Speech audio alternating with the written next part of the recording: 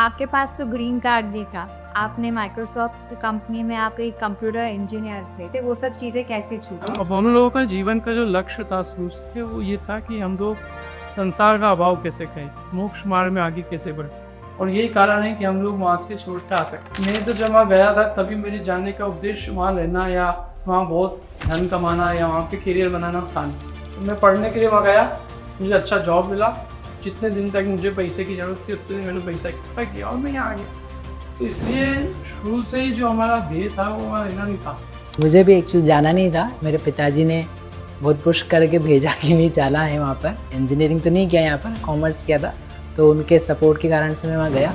लेकिन जाने के पहले ही ये सोचा हुआ था कि मुझे नहीं रहना है, मतलब यहाँ से लौट करके आना है। इस कारण से मैंने वहाँ कभी ग्रीन कार्ड के लिए अप्लाई भी नहीं किया। तो वहाँ पे ऐसी क्या चीज़ थी जो आज के यंग एंटरप्रेन्योर्स को सीखनी भी चाहिए? चीज़ हमारे यहाँ जो मिसिंग है वो है रिस्क लेने की जो आदत है वो हमारे लोगों में बहुत कम है। हम लोग बहुत कंफर्टेबल जोन में जीना चाहते हैं और जो वहाँ के जो एंटरप्रेन्योर लाइफ है वो हर चीज़ों में थोड़ा इनोवेट करके रिस्क लेके पैसा इन्वेस्ट करके जो है वो चीज़ों को आगे बढ़ाती है। AI है तो हमारे यहाँ पे जो बड़ी बड़ी सॉफ्टवेयर कंपनीज है वो इस चीज़ में बहुत पीछे है। उन लोगों ने उसके ऊपर पहले से बहुत इन्वेस्ट किया तो वे बहुत आगे बढ़े। यंग जे स्टडी ग्रुप उसमें क्या चेंजेस आ जाएंगे 10 साल? एजुकेशनल वेबसाइट्स हैं जो हमारे स्क्रिप्चर्स से उन्हीं का डिजिटलाइजेशन है। अब जैसे करंटली AI का टाइम है तो चीज़ें क्विकली चाहिए होती पूछने के लिए, इंफॉर्मेशन के लिए। So we have started working on AI as well. Education के लिए गेम्स बनाए जाते हैं। वो गेम कैसे एंटरटेनिंग हो सकता है प्लस लर्निंग वाला हो सकता है। उसके लिए पहले हमने KBDs बनाया था, उसके 50K प्लस डाउनलोड्स हैं। उसके अलावा जेन 5 बनाया, अभी करंट में आगा मार्केट बनाया। Welcome to open book by Kaski, part by Surajmal Tansukray Kishangarh. आज हमारे साथ हैं दो ऐसे भाई जो एक्स माइक्रोसॉफ्ट इंजीनियर्स हैं, जो US में रहते थे पर सब कुछ छोड़ के इंडिया वापस आए और एक ऐसी लाइफस्टाइल जी रहे हैं जिसका हम सोच भी नहीं सकते।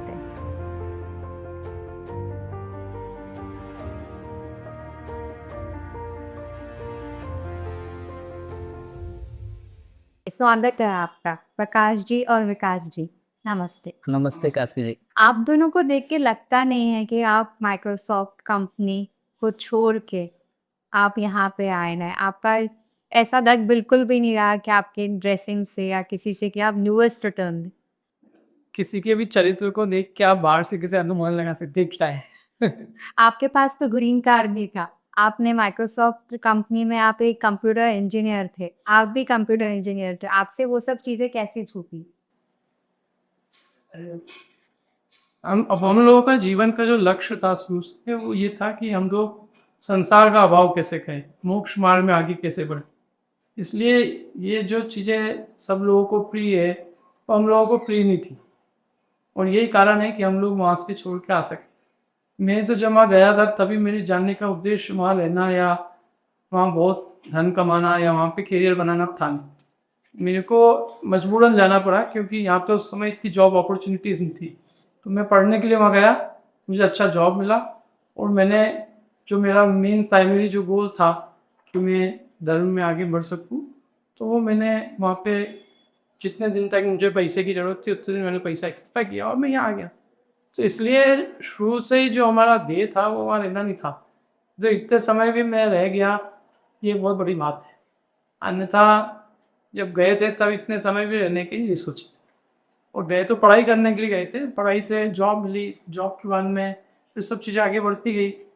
अंतोगत्वा जो हमने देखा कि हमें यदि हम इसी चीज़ को आगे बढ़ाते रहे तो हो सकता है कि हमें नहीं रहना पड़ेगा, क्योंकि ग्रीन कार्ड के बाद में व्यक्ति को हर साल कुछ दिनों वहीं रहना पड़ता है और धीरे धीरे फिर सिटीजनशिप आती है, फिर भारत की नागरिकता छोड़ के। और जो जो आदमी वहाँ सेटल होने लगता है तो फिर वो यहाँ पे सब चीज़ें भूल जाता है। तो इसलिए जो प्राइमरी गोल था उसको नहीं छोड़ते हुए और जो हमारा यहाँ जो मेन हमारे रूट्स थे, जिस चीज़ के लिए हम लोगों ने जो हमारा ध्येय था, मतलब जो वहाँ रहते हुए भी 24 घंटे जिसको मैं चाहता था कि मैं मंदिर जाऊँ, पूजन करूँ, स्वाध्याय करूँ और तीर्थ क्षेत्रों के दर्शन करूँ, धार्मिक ग्रंथों को पढ़ूँ, तो वो सब चीज़ें वहाँ रहते हुए संभव नहीं थी। इसलिए वो सब चीज़ें छोड़ के हम लोग यहाँ आए। सर आपका कैसा था? आपका कैसे, बड़े भाई थे इसलिए आप भी चले गए थे, इसलिए आपने भी छोड़ दिया था? या आपके मन में भी ये चीज़ थी कि नहीं मुझे तो बस थोड़ा टाइम जाके वापस आना है? मुझे भी एक्चुअली जाना नहीं था, मेरी इच्छा बिल्कुल नहीं थी जाने की। मेरे पिताजी ने बहुत पुश करके भेजा कि नहीं जाना है वहाँ पर, क्योंकि बड़े भैया वहीं पे थे। तो मैंने फिर इंजीनियरिंग तो नहीं किया यहाँ पर, कॉमर्स किया था, तो उनके सपोर्ट के कारण से मैं वहाँ गया। लेकिन जाने के पहले ही ये सोचा हुआ था कि मुझे नहीं रहना है, मतलब यहाँ से लौट कर के आना है। इस कारण से मैंने वहाँ कभी ग्रीन कार्ड के लिए अप्लाई भी नहीं किया, क्योंकि लोग अप्लाई करते थे वहाँ जो रहते थे, वो बोलते थे कि अप्लाई करोगे, आप रहोगे तो आ जाएगा, आप यहीं रह जाओगे।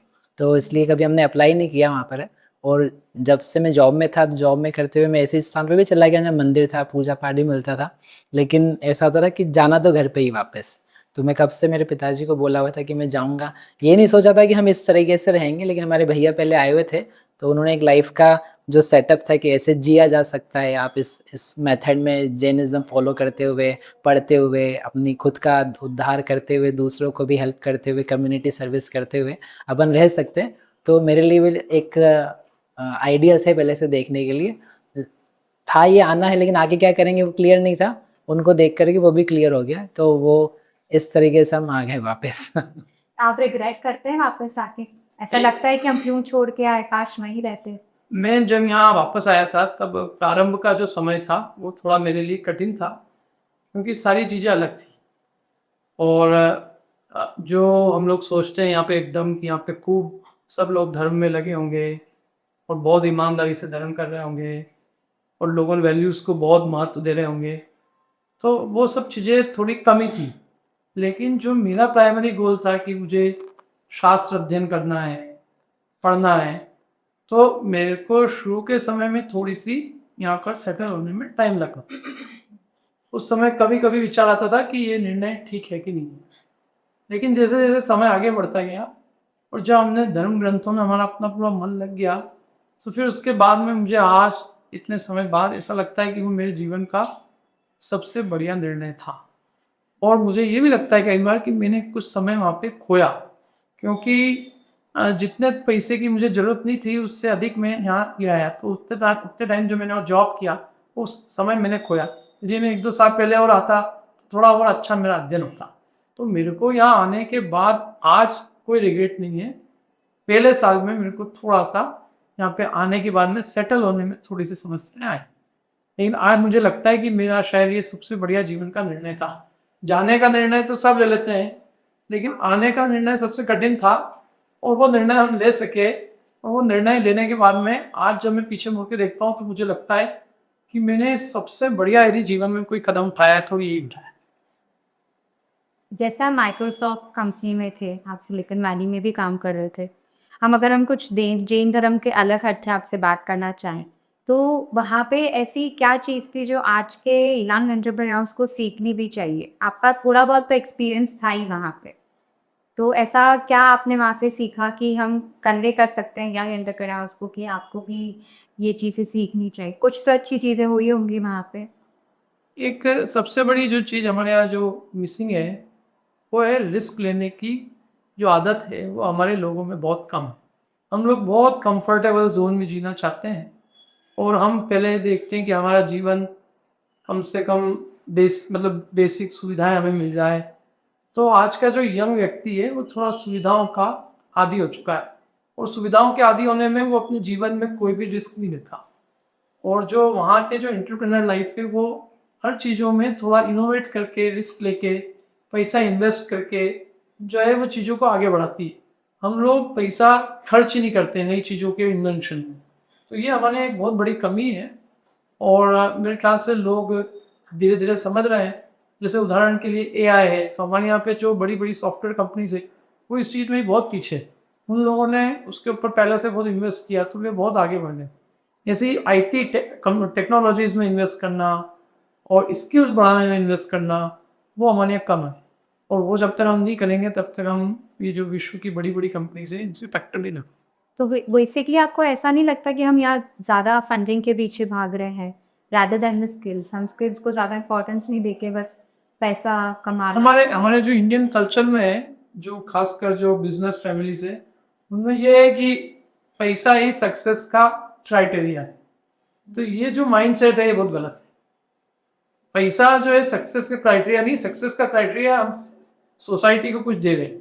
फॉर एग्जांपल मैं जिस माइक्रोसॉफ्ट में था, तो वहाँ जो बिल गेट्स है, तो उन्होंने ये कभी नहीं सोचा कि उनके पास इतना पैसा है। उनका जो प्राइमरी गोल था वो था कि लोगों को कंप्यूटर दिया जाए जिससे वो अपना काम इजीली कर सके। तो उन्होंने लोगों की सुविधा के लिए कंप्यूटर बनाया। उनका एक पैसा कमाने के लिए। पैसा कमाने के लिए नहीं बना, पैसा ऑटोमेटिक आता रहा। जो कस्टमर फोकस था उससे वो कभी भी इधर उधर नहीं हुए। जब उन्होंने कस्टमर के लिए काम किया, तो जब आप कस्टमर के लिए करोगे तो अपने आप पैसा आएगा, और वो फोकस हमारे यहाँ मिसिंग है। हम पहले प्रोडक्ट बनाते हैं और फिर कस्टमर ढूंढने जाते हैं, और वहाँ पहले वो कस्टमर ढूंढते हैं, कस्टमर को जो जरूरत होती है प्रोडक्ट बना। हमारे यहाँ शायद ऐसा है कि पैसा कमाने की ट्रिक बनाते हैं, बाद में सोचते हैं कि उससे फायदा किसको होगा। बिल्कुल, पहला पैसे, सबके मायने पहले पैसा रहता है कि पैसा कैसे आएगा, rather than हम फैसिलिटीज क्या देंगे। एग्जैक्टली। हम समस्याओं का समाधान नहीं निकाल रहे हैं। हमारे पास प्रोडक्ट, जो भी चीज़ हम बना रहे हैं, हम ये चाह रहे हैं कि ये कोई खरीदे। हम सॉल्यूशंस नहीं दे रहे हैं। प्रॉब्लम्स का सॉल्यूशन यदि हम देंगे तो वो सब लोग खरीदेंगे। और जो यूएस है, वो यूएस का ये सिस्टम है कि वो जो भी चीज़ बनाता है मास में बनाता है। फॉर एग्जांपल कंप्यूटर सिस्टम है, तो कंप्यूटर सिस्टम उन्होंने मास में बनाया। ऑपरेटिंग सिस्टम, जैसे उदाहरण के लिए पहले लोग, मतलब ये जो कंप्यूटर था, इसी के लिए पहले कहा गया था कि ये दुनिया में 4-5 कंप्यूटर से अधिक की जरूरत नहीं है। IBM के जो CEO थे, उनका स्टेटमेंट था कि इस दुनिया के अंदर केवल 4 या 5 कंप्यूटर की जरूरत है। लेकिन उसी बात को हमारी जो माइक्रोसॉफ्ट कंपनी थी, उसके CEO जो थे बिल गेट्स, उन्होंने कहा कि नहीं, ये चीज़ तो दुनिया की हर टेबल पे होनी चाहिए।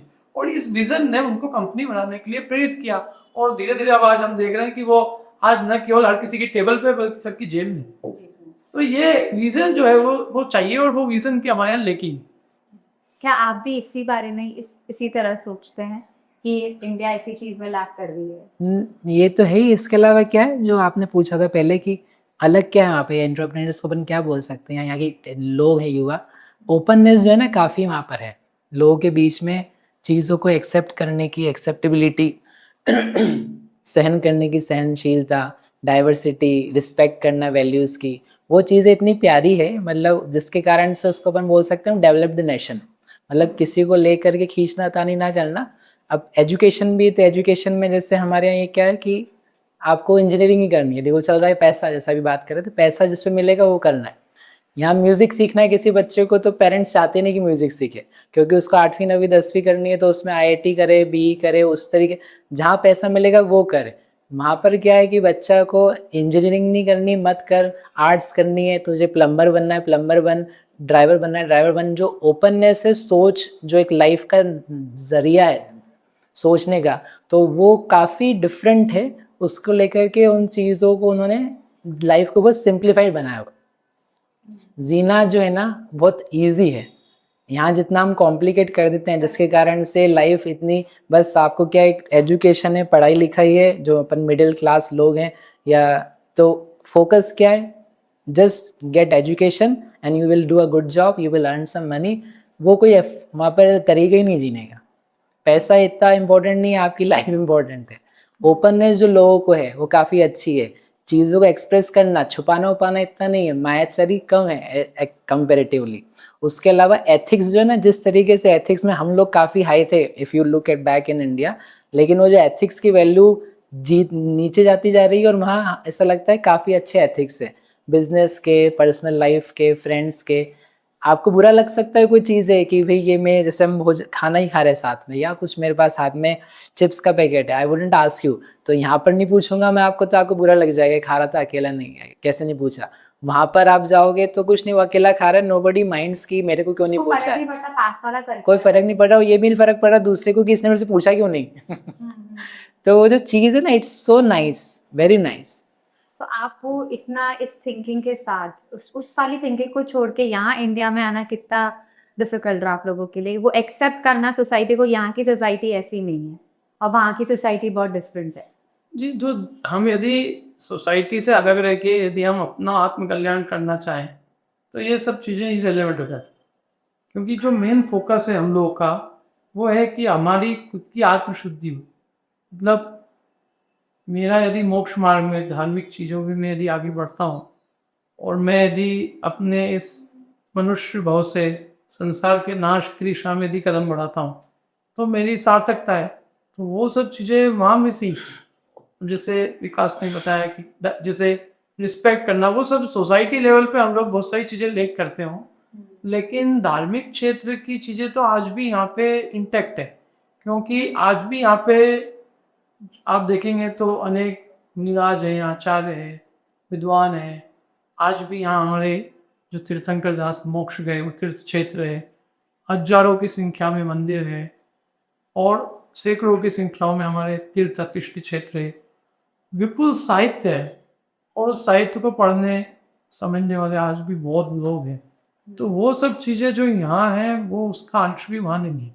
वहाँ उन्होंने वर्ल्ड कल्चर बहुत अच्छा बनाया है, आदमी का रिस्पेक्ट करना, आदमी डाइवर्सिटी का रिस्पेक्ट करना, जातिवाद नहीं है, देशवाद, मतलब कोई डिस्क्रिमिनेशन नहीं, एक दूसरे से भेदभाव नहीं, लेकिन वो वर्किंग कल्चर के लिए बहुत बढ़िया चीज़ है, परंतु पर्सनल डेवलपमेंट, स्पिरिचुअल डेवलपमेंट के लिए उन सब की मुझे कोई आवश्यकता नहीं। इसलिए हम लोग वहाँ से आ गए, क्योंकि ये सब चीज़ें थी। आज यदि मुझे यार काम करना होता तो मैं कहता कि मैं नहीं आता, क्योंकि काम करने के लिए वहाँ का जो वर्किंग कल्चर है बहुत अच्छा है।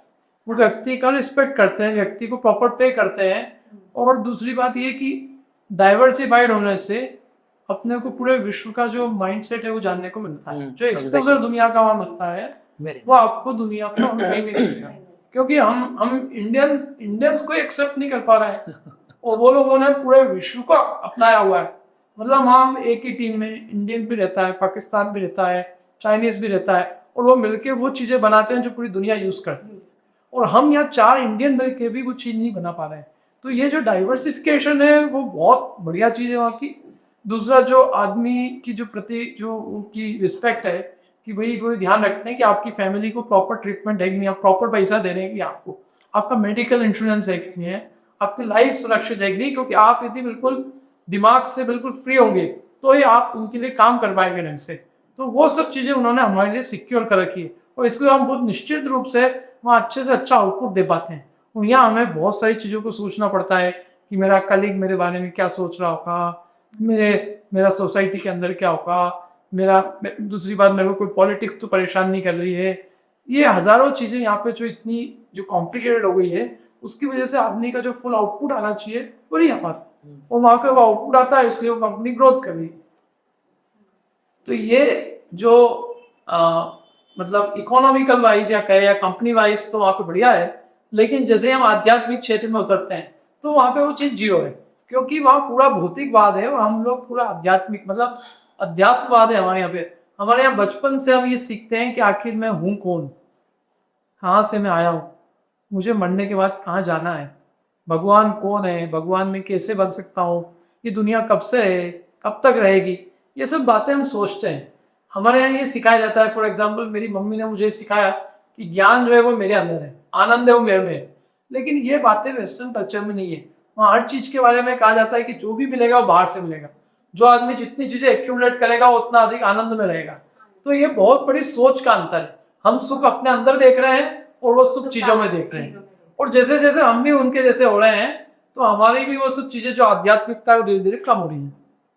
पर ये जैसे अभी आप कह रहे थे कि वहाँ पे बाहर की चीज़ों में ज़्यादा बिलीव करते हैं, अब जैसे आपके लाइफस्टाइल देखिए, अभी आप एक पार्टी पे बैठे हैं, आप बस्तर यूज़ नहीं करते, आप साबुन यूज़ नहीं करते, तो क्या ये चीज़ें ज़रूरी है किसी इंसान को अंदर खुद को पहचानने के लिए? क्या हम एक लग्जरी लाइफ के साथ खुद को नहीं पहचान सकते? तो क्या हमें ये सब चीज़ें छोड़नी पड़ेगी तो हम खुद को पहचानेंगे? धर्म का मतलब ही ये है कि परतंत्रता छूटे, हम अपने निकट आए। हम यदि जितनी चीज़ों के गुलाम रहेंगे तो वो चीज़ें, उन चीज़ों को छोड़ के, उन चीज़ों से अपना उपयोग हटा के हम अपने को कब देखेंगे? धर्म का मेन ध्येय है कि अपने आत्मस्वरूप को देख, मैं कौन हूँ, मैं अपनी आत्मा के बारे में जितना सोचूंगा मैं धर्म के उतने निकट रहूँगा। तो ये सब चीज़ों के बीच में रहकर मुझे उनकी ध्यान रखनी पड़ेगी, मुझे उनकी सेवा करनी पड़ेगी। जैन दर्शन का जो मूल मंत्र है वो है स्वाधीनता और स्वतंत्रता। हम इन इंद्रियों के विषयों से, मतलब इंद्रियों के वशीभूत न रहे, हमारी परतंत्रता छूटे। लग्जरियस लाइफ हमारी परतंत्रता नहीं छुड़ाती, परतंत्रता और बढ़ाती। आपको जीने के लिए एसी भी चाहिए, आपको जीने के लिए गाड़ी भी चाहिए, और फिर जब इन चीज़ों की आपको आवश्यकता लगेगी तो आपको धन भी चाहिए, और धन के लिए आपको दूसरी सब चीजें चाहिए, और मतलब धन कमाने के लिए आपको टाइम देना होगा। तो आप जैसे जैसे उसमें जाएंगे तो आप कभी भी अपने आप के लिए क्या कर पाएंगे? ना आपके पास में जिनवाणी पढ़ने का समय होगा, और ना आपके पास में अपनी आत्मा को देखने का टाइम होगा। तो ये जो पंचेंद्रिय के जो विषय हैं, लग्जरियस लाइफ है, ये आदमी को उसके गोल से दूर ले जाती, बल्कि उन चीजों का गुलाम बनाती। वो धर्म ये कहता है कि गुलामी हटना चाहिए, मेरे पास में कोई, मेरे को किसी चीज की गुलामी नहीं रहे, मतलब बिना किसी चीज के भी यदि मैं सुखी रह सकता हूँ तो मैंने धर्म को पाया है। और यदि मेरे को सुखी होने के लिए यदि चीजों की आवश्यकता है, वस्तुओं की आवश्यकता है, तो अभी मैं धर्म से दूर हूँ। मैं आपसे कुछ पूछना चाहती हूँ, मुझे अदरवाइज मत लीजिएगा। आप यूएस गए थे पैसा कमाने, और आपने कहा कि मैंने इतना धन इकट्ठा किया तब मैं यहाँ आया वापस। तो पैसा तो ज़रूरी है, पैसे के बिना कुछ भी नहीं है। आपकी बात बिल्कुल सही है। आप मुझे अदरवाइज मत लीजिएगा, बट आपने स्टार्टिंग में मुझे ये कहा था कि आप दोनों इसी पर्सपेक्टिव से गए थे कि मैं एक अच्छा एक अमाउंट, लमसम अमाउंट इकट्ठा करके फिर मैं यहाँ पे आऊँ। और आप जो भी अभी प्रीच कर रहे हैं, क्योंकि कुछ भी चीज़ करने के लिए पैसा चाहिए, और उसी को छोड़ के हम कैसे आगे चीज़ें कर पाएंगे। मैं इसके लिए थोड़ा सा अपने पीछे बैक हिस्ट्री में जाता हूँ। मैं जब इंजीनियरिंग कॉलेज में था तब मुझे धर्म की रुचि लगी, और मैंने धर्म की रुचि लग के मैंने अपना इंजीनियरिंग कॉलेज मतलब कॉलेज जाना बंद कर दिया। कॉलेज जाना बंद करके मैं कुछ समय आश्रम में रहा। जब मेरे पापा ने देखा कि ये जो एक पढ़ाई छोड़ चुका है, आश्रम में रहने लगा है, और बिल्कुल लाइफ इसने बिल्कुल बदल दी है, बिना चप्पल के रह रहा है सब, तो मेरे पापा ने मुझे एक समझाइश दी कि तुम सबसे पहले अपने पाँव पे खड़ा हो। यदि तुम इंडिपेंडेंट नहीं हो, यदि तुम समाज के आश्रित हो, तो तुम स्वतंत्रता से कोई काम नहीं पाओ।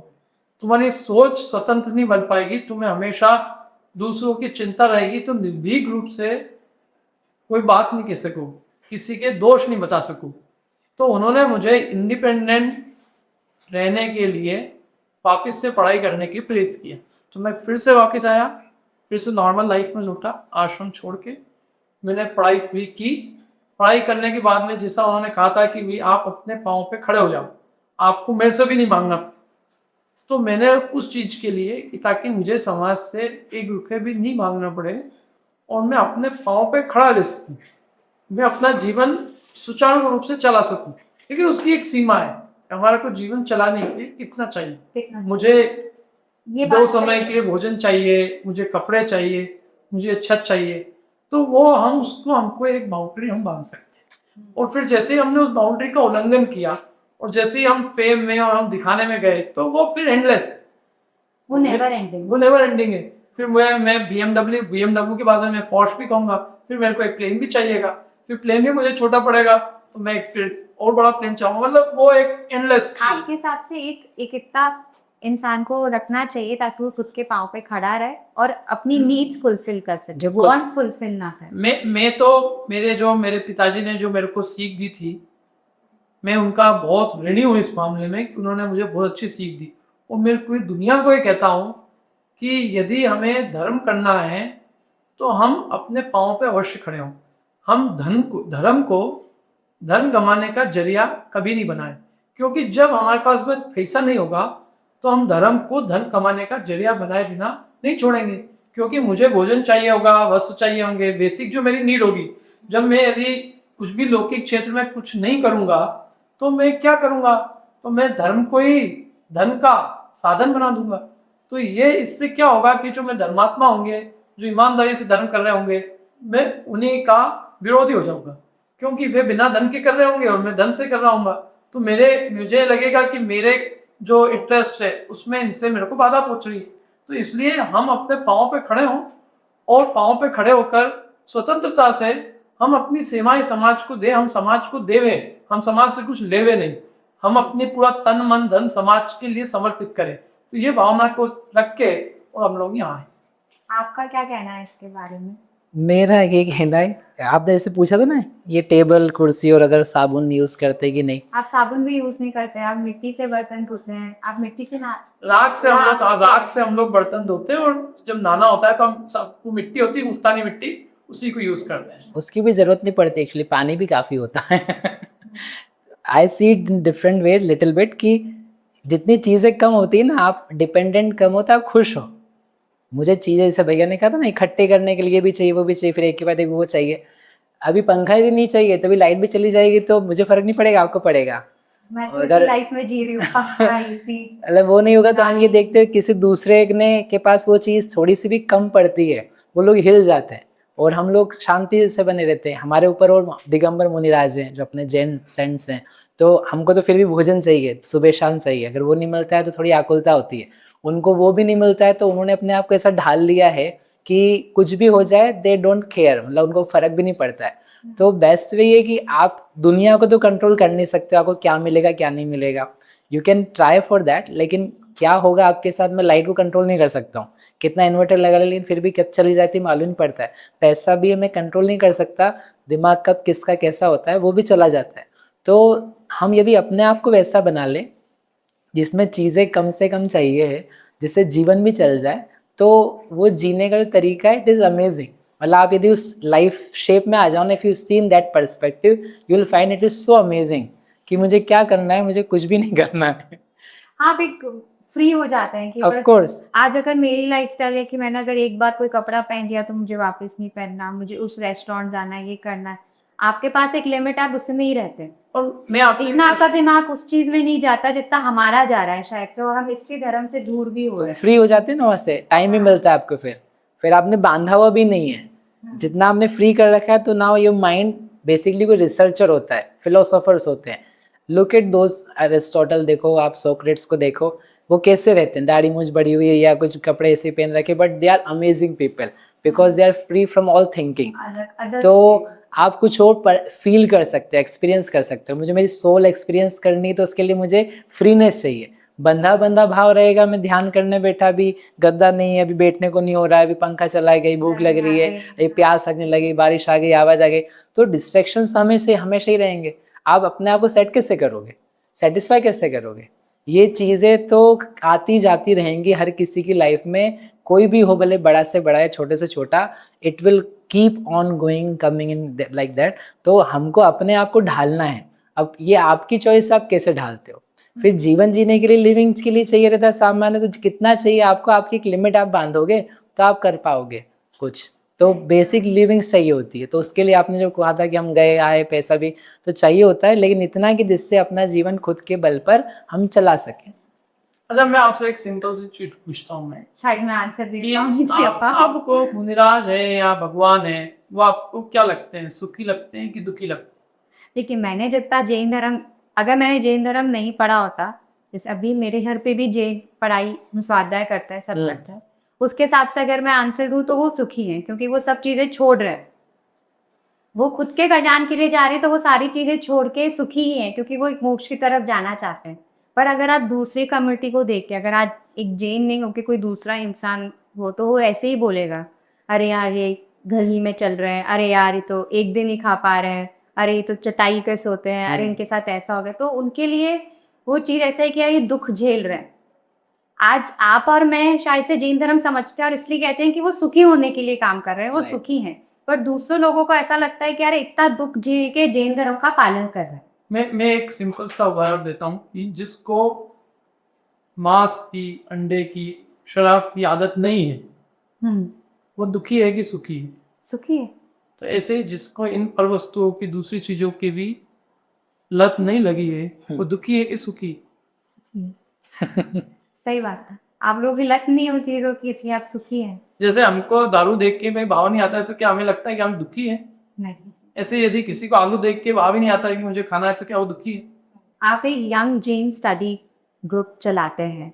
आप अभी बता रहे थे हम अपनी आवश्यकता को कम करना चाहते हैं, पर उस ग्रुप के अंदर आई थिंक मैक्सिमम जो लोग बच्चे होंगे वो एक हमारी जनरेशन के होंगे, जिनको ये समझाना कि तुम कम चीज़ें यूज़ करो शायद से डिफ़िकल्ट होगा। तो आप कैसे मैनेज कर रहे हो इस ग्रुप? आपके जो बच्चे अंदर आते हैं, आप उनको ऐसी क्या सीख दे रहे हैं कि वो आपसे इंस्पायर भी हो रहे हैं और चीज़ को फॉलो करना चाहते हैं? बेसिकली जो चीज़ हमने सीखी है, जो जैन धर्म के जो मूलभूत सिद्धांत है, जो भागवत भाग 1, 2, 3 में है, छैडाला में है, यदि वो चीज़ वो लोग सीखेंगे बचपन से और उस पर यदि वो सोचेंगे, तो वो अपने आप इन सब चीज़ों से, जो है भौतिक चीज़ों से दूर रह के अपना आत्म कल्याण कर सकेंगे। तो हम लोगों का जो गोल है वो शिक्षा देना है। हम खुद भी शिक्षा से धर्म में लगे और हम और यंग लोगों को भी शिक्षा के माध्यम से धर्म में जोड़ना चाहते हैं, क्योंकि आज जो हमारे यहाँ जो समाज में जो सबसे बड़ी कमी है वो धार्मिक शिक्षा की है। जैसा आपने पहले कहा था, रिचुअल्स तो हमारे यहाँ काफ़ी है, लेकिन जो शिक्षा है उसकी महती कमी है। तो हम लोग इस ग्रुप के माध्यम से बच्चों के और युवाओं के धार्मिक शिविर आयोजित करते हैं, जिनमें उनको जैन धर्म के जो बेसिक प्रिंसिपल्स है वो पढ़ाते हैं। तो ये करते हैं। इसके अलावा हम लोग इन बच्चों की क्विज कंपटीशन आयोजित करते हैं, यात्राएं करवाते हैं, इनको पूजन वगैरह कराना और पूजन प्रक्षाल है, और भी जो 12 महीने बच्चों के लिए अलग अलग एक्टिविटीज़ है, माशाल्लाह चला। जैसे पाठशालाएं चलाना अलग अलग जगह पे। इसके अलावा रविवारी पाठशालाएं, मतलब पाठशालाओं का संचालन। तो ये सब चीज़ें बच्चों को और युवाओं को धार्मिक रूप से जागृत करने के लिए हमारा ग्रुप कर रहा है। आपके ग्रुप में कितने बच्चे होंगे जो ये चीज़ कर रहे हैं? बच्चे एक्चुअल में कार्यकर्ता के रूप में हमारे यहाँ 250 से 300 लोग हैं। 250 से 300 लोग बच्चे, बच्चे मतलब युवा लोग हैं। युवा लोग। बाकी जो बच्चे जो हमारे यहाँ शिविर में अब तक आए हैं वो 6000 बच्चे आ चुके हैं। अगर हम 6000 के बच्चों पर नंबर लेते हैं तो क्या वो इतने कन्विंस हो जाते हैं कि वो पढ़ना भी चाहते हैं और जैन धर्म को समझना चाहते हैं? आज की जो पीढ़ी चल रही है और आजकल जो बाहर चीज़ें हो रही है वो बच्चे बट ऑफ कोर्स उस चीज़ को देख भी रहे होंगे, तो इतना सब छोड़ छाड़ के वो पढ़ रहे हैं और ध्यान दे रहे हैं धार्मिक में। जी, ऐसा है कि जो उनको जो पैकेजिंग है ना, जिस तरह से हम पढ़ाते हैं वो हम आप कैसे पढ़ाते हैं? आप कैसे मतलब उनको कन्विंस करते हैं कि, और क्या आपसे टेक्निक क्या रहती है उनको पढ़ाने की? हम लोगों ने प्रेजेंटेशन बनाए बहुत सारे बच्चों को पढ़ाने के लिए।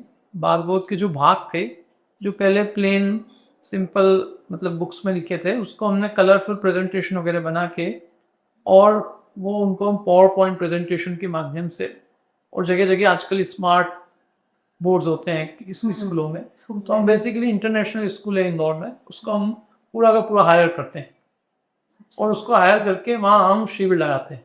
तो वहाँ सारी क्लासरूम की फैसिलिटीज़ होती है और उसमें प्रेजेंटेशन चलते हैं। जो हमारे टीचर्स वगैरह भी होते हैं वो सारे उसको चलाने में एक्सपर्ट होते हैं।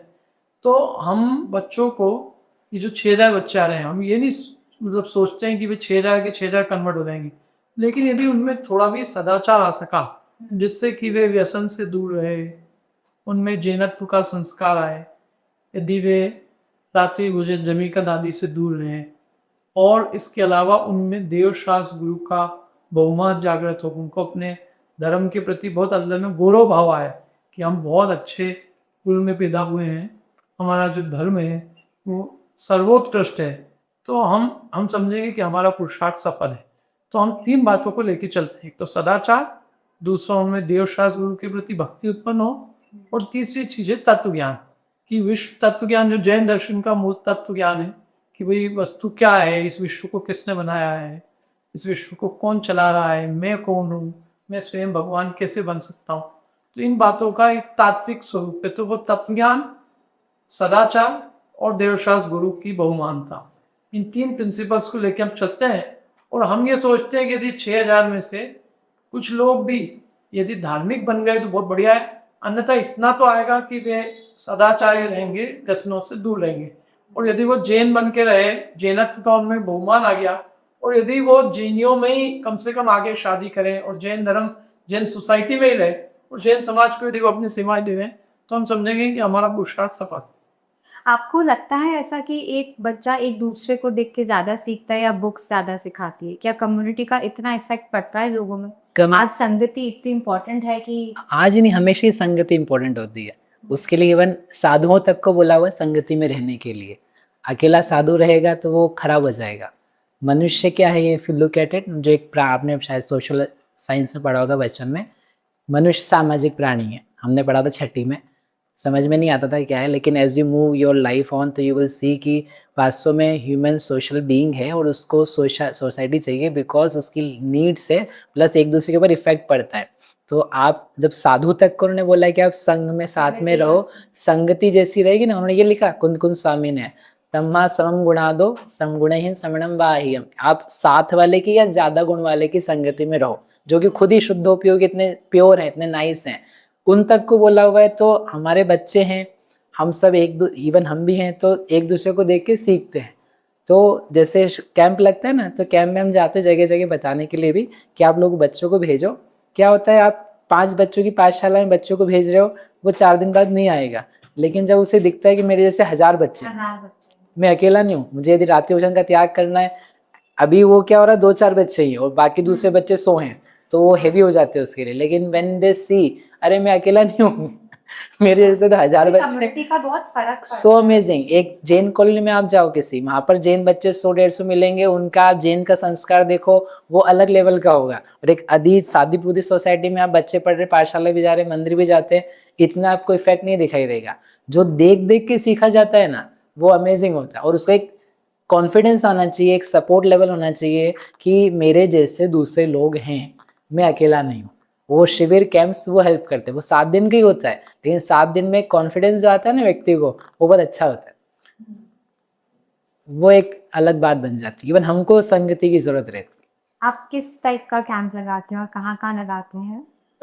ये जो है बच्चों के और युवाओं के लिए, मतलब 8 साल से लेके 40 साल तक की एज वालों के लिए, अच्छा, ये मई के प्रथम सप्ताह में। ये सन्मति स्कूल है, क्योंकि जैन स्कूल ही है, इंदौर में ही है, चिड़ियाघर के पास में।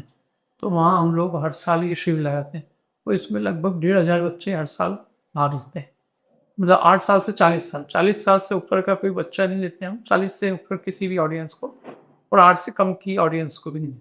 40 साल के भी इंसान कुछ सीखे, वही बहुत बड़ी बात। नहीं, तो वो उसका कारण ये है कि हमने इसको यूथ तक सीमित रखा है। बड़े लोगों के लिए फिर जो अलग शिविर लब्धिसार, चपना सार ये लगाते हैं। अच्छा। ये शिविर केवल युवा और बच्चों के लिए है, उन्हीं को फोकस करके किया, इसलिए बड़ों को आवश्यक लिखते हैं।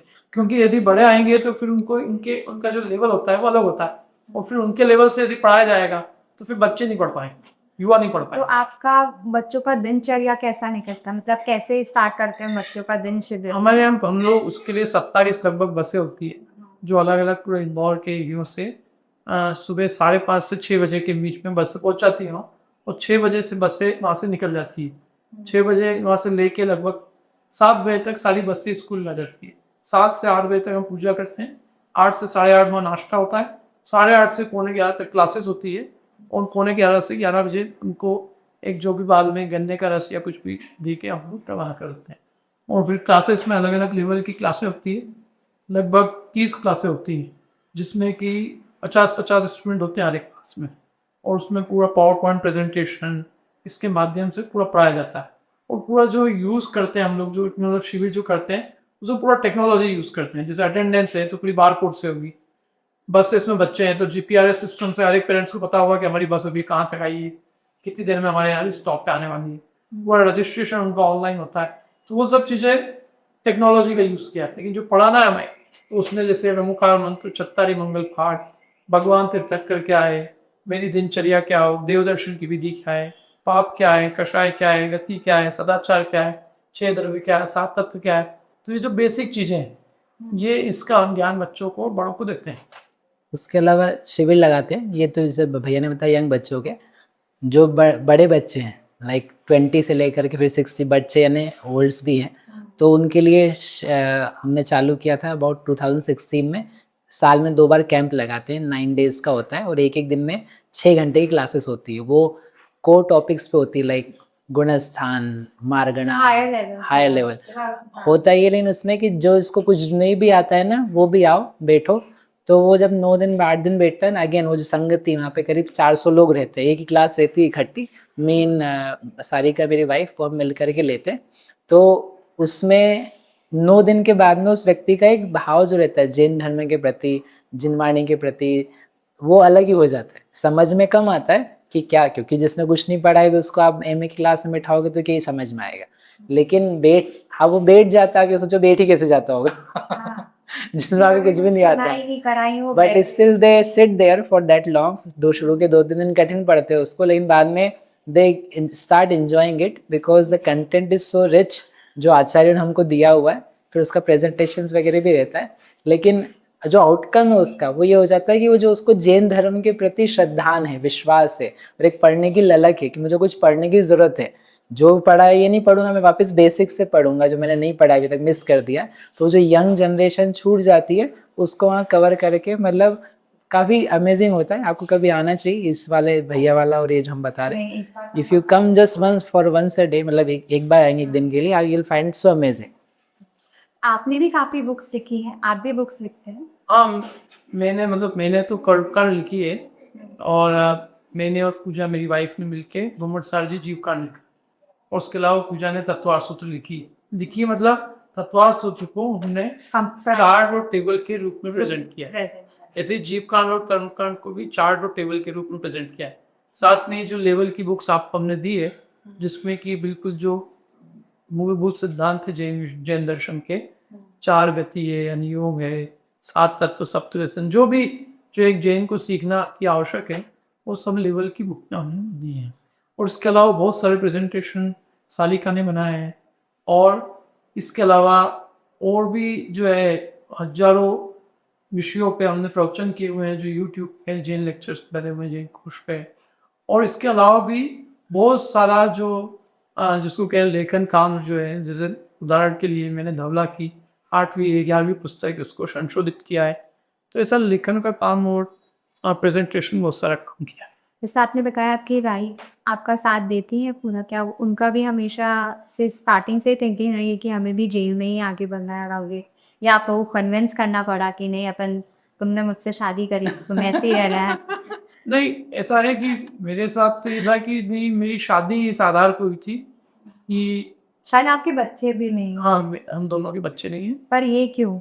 मतलब आज आप भी तो अपनी फैमिली आगे बढ़ाते हैं, शायद आपके भी बच्चे कुछ आगे जाके और लोग चाहते हैं। आई सी इट दिस वे कि इतने सारे बच्चे हमारे ही बच्चे हैं, हजारों की संख्या में। ऐसा है कि यदि आपके खुद के बच्चे होते तो आप अपने बच्चों को ध्यान रखते, और यदि हम अभी हमारे कोई भी नहीं है तो ये सारे बच्चे हमारे हैं। और दूसरी बात ये कि जो आज की जो लाइफ है, वो लाइफ इतना उसके पास टाइम नहीं किसी भी व्यक्ति के पास कि वो जिंदगी में सब कुछ कर सके।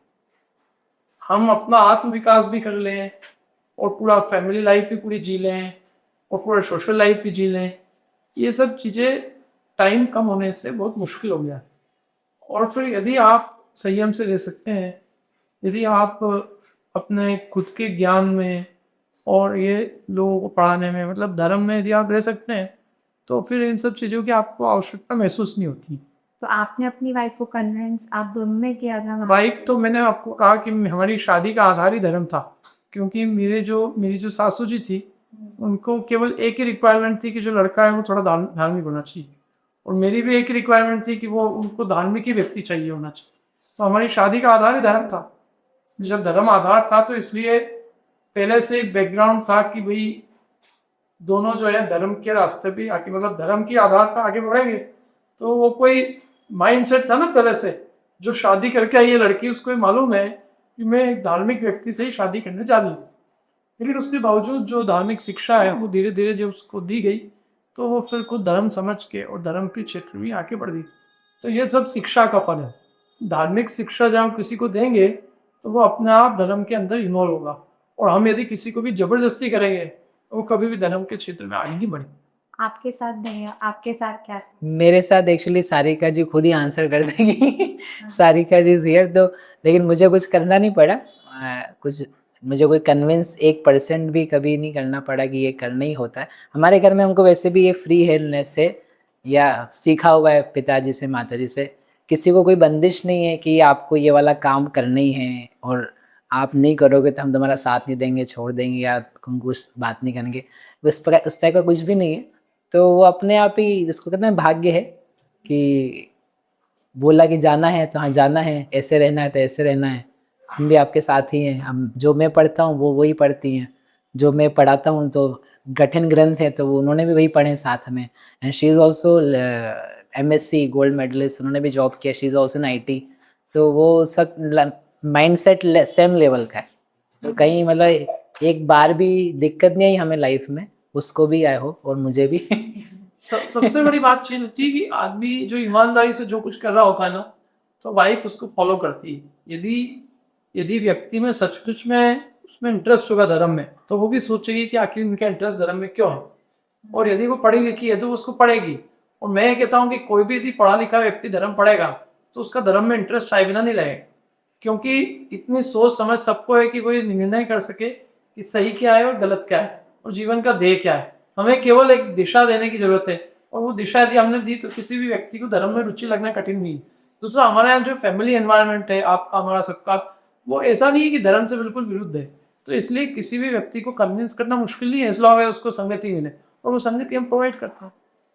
तो आपको ऐसा नहीं लगता कि ये जैनिज्म एक ऑपरेटिंग सिस्टम है जो स्टार्टिंग से इनबिल्ड कर देना चाहिए बच्चों के अंदर? जैन दर्शन, आपकी बात बिल्कुल सही है। जैन दर्शन तो ऐसे भी जीवन जीने की कला है।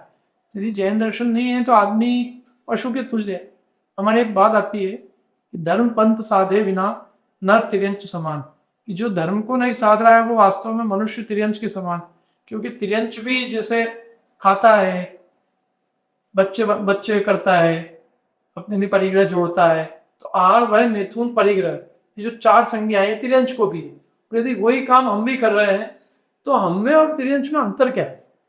तो इन चीज़ों से मुक्त कैसे हो? मनुष्य को जो मनुष्य जन्म मिलता है वो उसके पास सोच होती है, अत्यंत विकसित सोच होती है, और यदि वो सोच का उपयोग करके यदि पूरे संसार को समझ सके, दुख और सुख के असली कारण खोज सके अपनी पहचान करके, और यदि वो मोक्ष मार्ग में आगे बढ़े और स्वयं को मुक्त कर ले और भगवान बने, तो उसका मनुष्य जन्म सार्थक है। नहीं तो उसने भी वही खाया खोया है, जैसे तिर्यंच जिए हैं ऐसे कैसे उसने अपना जीवन व्यतीत किया। हमें ये लगता है कि जो जैनिज्म की लाइफस्टाइल चल रही है या चल है अभी, वो आजकल जो जेनजी हैं वो फॉलो कर रहे हैं। जैसे हम इंटरमिट फास्टिंग के बारे में बात करें, या आजकल के जो डॉक्टर हैं वो कहते हैं कि कोई बीमारी नहीं लगनी चाहती तो सनसेट से पहले खा लो, बाद में मत खाओ। जो भी चीज़ें जैन एक इंसान फॉलो कर रहा है वो आज कर रहा था, और आज वही डॉक्टर और सारे लोग उसी को बता रहे हैं। देखिए, जैन दर्शन में ना, एक तो हम लोगों ने सबसे बड़ी ये चीज़ सोच रखी कि जैन दर्शन खाने पीने के लिए या ये जिंदगी बहुत अच्छे से व्यतीत करने के लिए। जैन दर्शन हमारी सोच सही करता है, और यदि हमारे अंदर में कषाय भाव कम होती है तो हमारे आधे रोग अपने आप दूर हो जाते हैं। और केवल इस शरीर के रोग नहीं दूर होते हैं, हमारी आत्मा में से जो कषाय की बीमारी अनादिकाल से है वो भी दूर होती है। तो जैन दर्शन मानसिक शुद्धता पे सबसे ज़्यादा फोकस करता है, और हमारे अधिकांश जैन लोग ये मानते हैं कि जैन दर्शन माने रात को नहीं खाना, आलू प्याज नहीं खाना, और आज शायद से ये लाइफस्टाइल डॉक्टर भी सबको यही कह रहे हैं कि ज़्यादा लंबे समय तक जीना है तो तुम्हें ये तो करना ही पड़ेगा। हाँ, तो ये खाने पीने की चीज़ें तो वो बता ही रहा है, लेकिन मैं ये कह रहा हूँ कि इससे और अधिक है जैन दर्शन, जो कि सबसे बड़ी चीज़ है कि आत्मा की शुद्धि कैसे हो, तो कषाय कैसे हो, हमारे अंदर में गुस्सा कैसे कम हो, हमारा लोभ कैसे कम हो, हमारी जो हमारी जो एंग्जाइटी वो कम कैसे हो। क्योंकि जो लोगों को मेन प्रॉब्लम है वो है मानसिक तनाव, और मानसिक तनाव से मुक्ति दिलाने का काम करता है जैन दर्शन करता है। तो सारे लोग कह रहे हैं कि जैन दर्शन की प्रिंसिपल अपनाओगे तो बहुत शांत रहोगे, और खाना पीना अपनाओगे तो ऑब्वियसली आपके शरीर में कोई रोग नहीं होगी। यदि हम दिन में खाएंगे तो हमारी हाथों को रात को आराम मिलेगा, हाथों को आराम मिलेगा, खाना अच्छे से पचेगा, कभी भी खाना पेट में सड़ेगा नहीं, बीमारी नहीं होगी। पानी यदि हम छान के पियेंगे तो कोई कीटाणु हमारे शरीर में नहीं जाएंगे, तो हम कभी बीमार नहीं होंगे। यदि हम तामसिक भोजन नहीं करेंगे कि तो हमारे अंदर में क्रोध, मान, ये सारी कषाय तीव्र रूप से नहीं होगी। कषाय तीव्र नहीं होगी तो हमारा जीवन शांत रहेगा, दूसरे का भी शांत रहेगा। तो ये सब चीजें तो सारा कनेक्शन एक खाने पीने से और लाइफस्टाइल से है ही। उतने भर से नहीं है। एक तो दूसरी बात, आप जो बोल रहे हैं ना कि जेन जी ऐसा कर रहा है, जो डॉक्टर्स वगैरह ही बता रहे हैं, आज सब ये हो रहे हैं इंटरमिट फास्टिंग करो। लेकिन क्या ये जैन धर्म नहीं फॉलो कर रहे हैं? मतलब यदि आप उस बात को सुन करके वो सब अपना भी लेते हो तो आपने अपनी करंट ह्यूमन बॉडी लाइफ के लिए वो सब किया हुआ है। It has nothing to do with Jainism. एक ग्रंथ में लिखा हुआ है, उसको समझ करके विश्वास के साथ में आप करते हो, वहाँ आपका विश्वास जुड़ा हुआ है, राइट? वो आपकी सोल से कनेक्ट होता है, बिकॉज वहाँ पर आपकी बॉडी प्रैक्टिस के लिए नहीं बोल रहे अकेला, वो आपकी human life, not human life, soul life जो है उसके लिए कह रहे हैं। जब आप इधर की बात सुन करके साइंटिस्ट क्या कह रहा है, डॉक्टर क्या कह रहा है, बाकी के लोग क्या कर रहे हैं, मेरे आसपास वाले क्या कर रहे हैं, उसको देख के आप कर रहे हो, तो आपका कोई सोल से कनेक्शन नहीं है। देखा देखिए लाइफ स्टाइल है वो। आप अपनी बॉडी को अच्छा रखना चाहते हो, it's very good, you should do it. उससे हिंसा अधिक भी कम होगी, वो सब अच्छा है, लेकिन तुमने श्रद्धा क्या पाई लाइफ में? आपको बिलीव कहाँ आया कि मैं एक आत्मा हूँ, एक भगवान है, उनका कोई रास्ता है, मुझे कुछ करना चाहिए? वो सब नहीं आ रहा है। एक समझो स्टीव जॉब्स है, उसको वो वेजिटेरियन है, उसको देख कर क्या वेजिटेरियन बन रहे हो? तो आप किसी को देख के आप इंस्पायर होके बन रहे हो, उसमें कनेक्शन नहीं आया कि इसमें मेन मुद्दा क्या था, करना क्या था।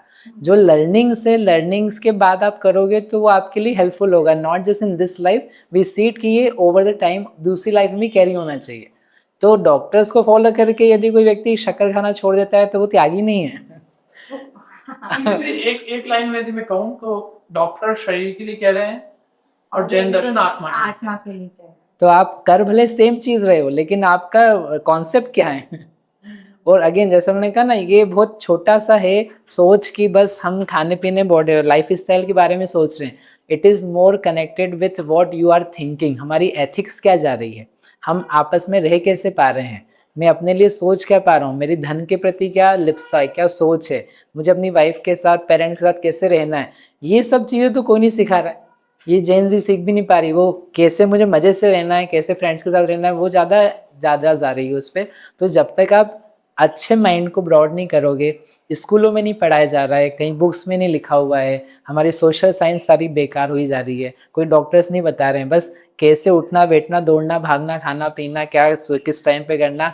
तो आप बस अपने लिए तो सोच रहे हो, आपकी सोशलिटी क्या है, वो सोशलिटी के नाम पे सोशल मीडिया है, जो आप बिल्कुल सोशल नहीं हो। तो आज के एजुकेशन सिस्टम को आप क्या बताना चाहते हैं आपके पर्सपेक्टिव से, आपकी सोच के हिसाब से आज के जो एजुकेशन सिस्टम चल रहा है उसमें क्या चेंज आना चाहिए? एजुकेशन सिस्टम में सबसे पहले नैतिकता सिखाना चाहिए। व्यक्ति यदि नैतिक नहीं होगा तो वो मनुष्य के हित की नहीं सोचेगा, वो केवल अपने 5 इंद्रियों के विषयों की सोचेगा। पहले स्कूलों में एक नैतिक जो है उसका एक चैप्टर होता था, मतलब नैतिक क्लास ही हुई थी पूरी नैतिकता के ऊपर एक पीरियड होता था, एक विषय होता था।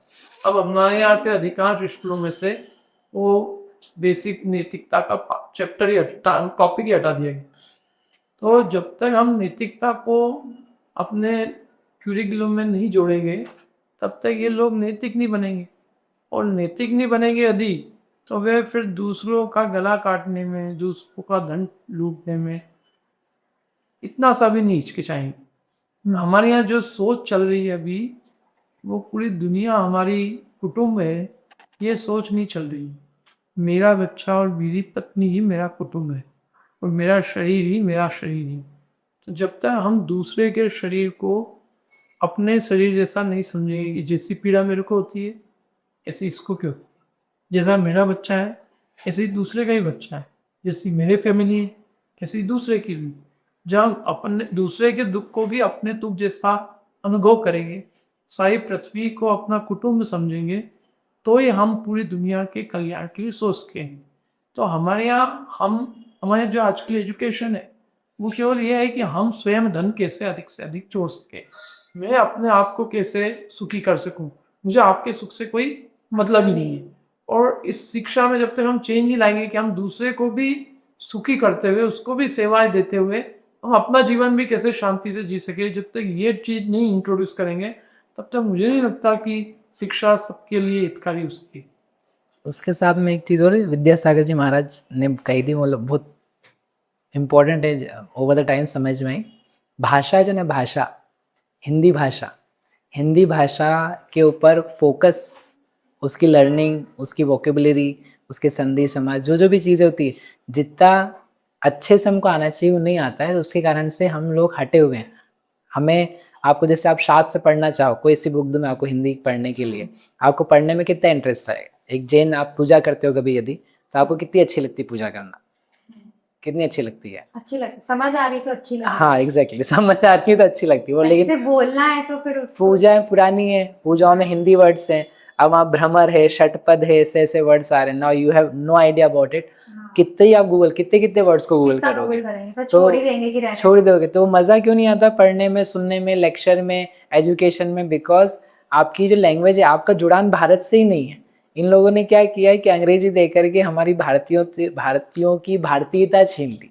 आप अच्छे से हिंदी पढ़ा दो उसको, क्या ही मज़ा आएगा, आप सोच नहीं सकते हो।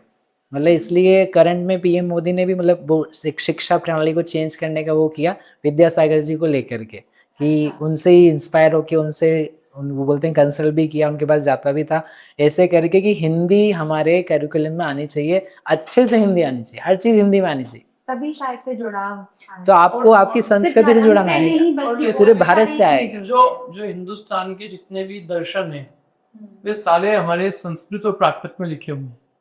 और जब तक हम किसी भी चीज़ की भाषा को नहीं जानेंगे तो हम उस राइटर से सीधे बात नहीं कर सकते। आपको यदि कोई चीज़ मुझसे बात करनी है तो आपको मेरी भाषा यदि आती होगी तो आप मेरे से बहुत अच्छे से कनेक्ट हो सकते हैं। और यदि मेरी लैंग्वेज अलग होगी, आपकी लैंग्वेज अलग होगी, आप किसी मीडिएटर को बीच में रखोगे तो हम दोनों का कनेक्शन नहीं बनेगा। हाँ, हमेशा उसके ऊपर डिपेंडेंट रहेंगे। तो हमारे यहाँ जो भाषा है उस पर भाषा में ही, क्योंकि संस्कृत प्राकृत में ही सारे शास्त्र लिखे हुए हैं, तो यदि हम संस्कृत प्राकृत को आज यदि हम बढ़ावा नहीं देंगे तो हमारी जो मूल संस्कृति है और हमारा जो पूरा हिंदुस्तान का जो दर्शन साहित्य है वो उसका ज्ञान किसी को नहीं हो पाए। आज जो हमारा जो ज्ञान है वो केवल वो लोग जो चाह रहे हैं कि पढ़ाना, हम वो पढ़ा रहे हैं क्योंकि उनको नौकर चाहिए। तो नौकरी के लिए उन्होंने हमको कोई चीज़ें पढ़ने को दी है जो जिसका उन्हें काम चाहिए। और हम कह रहे हैं कि हमको अपने यदि पाँव पे खड़ा होना है तो हमें अपनी लैंग्वेज को, अपने दर्शन को, अपने साहित्य का अच्छा विकास करना चाहिए और उसको बच्चों को पढ़ाना चाहिए। इस पॉडकास्ट को एंड करने से पहले मुझे सिर्फ एक बात आपसे चाहिए कि देखिए, बच्चा जो माँ बाप सिखाते हैं बच्चा वो ही सीखता है। तो ऐसी कुछ बातें जो आप एक पेरेंट्स को बोलना चाहते हैं, मैं आज एक्सपेक्ट नहीं कर सकती कि मेरा बच्चा अपने आप से वो चीज़ अपने अंदर ले आएगा। मेरे हिसाब से आज एक पेरेंट्स का बहुत ज़्यादा इंपॉर्टेंट रोल है इसके अंदर। तो ऐसी कुछ बात जो आप पेरेंट्स को समझाना चाहते हैं कि अपने बच्चे में स्टार्टिंग से ही डालिए। आज बच्चा जिस दिन से पैदा होता है उस दिन से उसमें समझ आनी स्टार्ट हो जाती है। हम ये सोचते हैं कि 2 साल बाद, 3 साल बाद समझेगा, ऐसा नहीं है। वो डे 1 से समझ सकता है। तो आप ऐसी पेरेंट्स को क्या बात बोलना चाहेंगे ताकि उनमें कि आपको सदाचार से रहना है, आपका बच्चा आगे जाके खराब नहीं हो, गलत आदतों में ना पड़े। आप पेरेंट्स को कैसे समझाएंगे कि अपने बच्चों को क्या सिखाएं? हाँ। सबसे पहले पेरेंट्स को स्वयं को धार्मिक होना होगा। यदि पेरेंट्स खुद ही धार्मिक शिक्षा से रहित होंगे तो वे बच्चों को धार्मिक शिक्षा कैसे देंगे? बच्चों को माता पिता केवल इतना देना चाहते हैं कि ये बिगड़े नहीं और ये थोड़ा संस्कारित रहे, लेकिन वो संस्कारित तब रहेगा जब आप स्वयं संस्कारित रहेंगे। और बच्चा जितना घरों में सीखता है उतना वो कहीं स्कूल में बाहर भी नहीं सीखता है। तो यदि घर में माता पिता धर्ममय रहेंगे और घर में यदि उनमें संस्कार रहेंगे, घर में यदि वो पढ़ेंगे, धार्मिक किताबें पढ़ेंगे, धार्मिक माहौल रखेंगे, तो बच्चे में धार्मिकता आएगी। और माता पिताओं को ये सोचना चाहिए कि हमने यदि इसको धर्म के संस्कार नहीं दिए तो हम जितना दुनिया में हम पाप आयन देख रहे हैं वो हमारे बच्चे में भी आइंदा नहीं रहेगा। इसलिए माँ बाप को सबसे पहले इस चीज़ को सिखाना चाहिए कि इसमें कैसे नैतिक और धार्मिक संस्कार आए, क्योंकि और सब चीज़ें तो वो पूरी दुनिया में सीख सकता है, लेकिन धार्मिक संस्कार हमारे यहाँ पाठशालाओं में, शिविरों में, मंदिरों में सीखने को मिलते हैं। तो इसके लिए माता पिताओं को बच्चों को आज पाठशालाएं भेजना चाहिए और माता पिताओं को स्वयं भी धार्मिक रूप से शिक्षित होना चाहिए और घर में भी जहाँ तक बने उनको घर में धार्मिक वातावरण बना के रखना चाहिए। और जो हमारे यहाँ आजकल न्यूक्लियर फैमिली हुई है उसको कम करके जो जॉइंट फैमिली होती है उसमें हम बच्चे बहुत कुछ दादा दादी से भी सीखते हैं। तो यदि दादा दादी के साथ रहेंगे तो बहुत सारी कहानियाँ हैं, बहुत सारे जो सादगी की चीज़ें हैं वो अपने दादा दादी से सीखेंगे, क्योंकि हम लोगों ने अपने पूर्वजों से जो सादगी सीखी है वो अब हम आगे की पीढ़ी में कम देख पा रहे हैं। तो जब बच्चे पुरानी पीढ़ी से कनेक्टेड रहेंगे तो उन्हें सादगी से जीना आएगा, सिंप्लिसिटी क्या होती है उन्हें पता चलेगी कि लोग कैसे सादगी से जी सकते हैं। तो वो बचपन से यदि उन्होंने अभाव देखा होगा तो वे कभी भी अभाव होने पर दुखी नहीं होंगे। आज दिक्कत ये हो रही है कि बच्चों ने अभाव देखा ही नहीं, किसी बच्चे ने पैसे की कमी देखी नहीं, कभी उसने भूख को महसूस ही नहीं किया है, कभी उसने बिना चप्पल के रहना नहीं सीखा है, 2 कपड़ों में रहना नहीं सीखा है। जब वो ये अभाव देखता ही नहीं है तो उसको दुख की परिभाषा ही नहीं मालूम है। उसको ये मालूम ही नहीं है कि दुनिया में ऐसे कितने लोग हैं जो भूखे सोते हैं, जिनके पास 2 टाइम के भोजन भी नहीं है, कपड़ा भी नहीं है, रहने का मकान नहीं है। तो वो उनमें बच्चों में दुख की जब तक अनुभूति नहीं आएगी तब तक उन्हें रियल लाइफ का, वास्तविक दुनिया का पता नहीं चलेगा।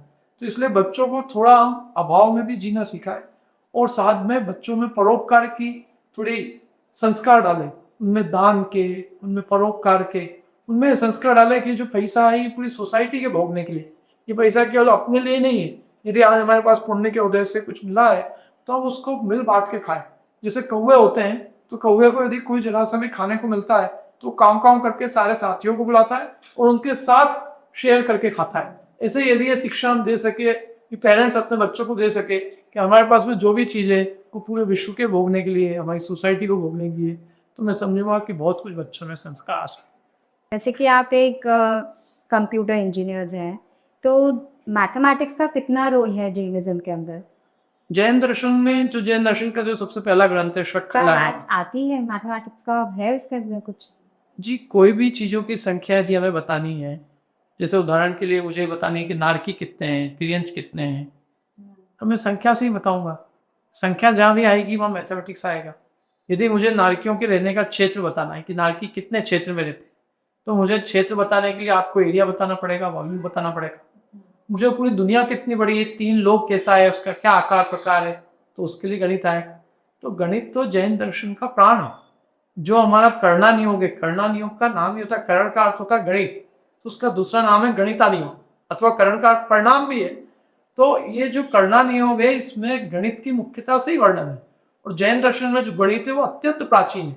उसके अंदर जो जोड़ घटाव आदि जो अनेक इक्वेशंस है, जो आज तक जिनकी अभी तक हम लोगों ने इतनी अच्छी रिसर्च नहीं की है, यदि आप इसको पढ़ेंगे तो उसमें अनेक आपको प्राचीन जो है चीज़ें मिलेगी। मतलब अनेक चीज़ें ऐसी मिलेगी जिनको लोगों ने कहा है कि हमने खोज की है, जबकि वो हमारे प्राचीन ग्रंथों में वो सारी थ्योरम्स प्रूव करके रखी हुई है। और इसलिए षटखंडागम की जो धौला टीका है, जिसकी तीसरा भाग पूरा गणित पर ही आधारित है, जिसमें संख्या का वर्णन है। और भी जो षटखंडागम की और भी जो अनेक टीका है, षटखंडागम कषाय प्रावृत की जो टीका है, धवला, जय धवला, महाधवला, उनमें गणित का बहुत विस्तार से वर्णन है। और मैं चाहूँगा कि हमारे जो इंजीनियर लोग हैं वो जैन दर्शन के गणित को थोड़ा पढ़ें।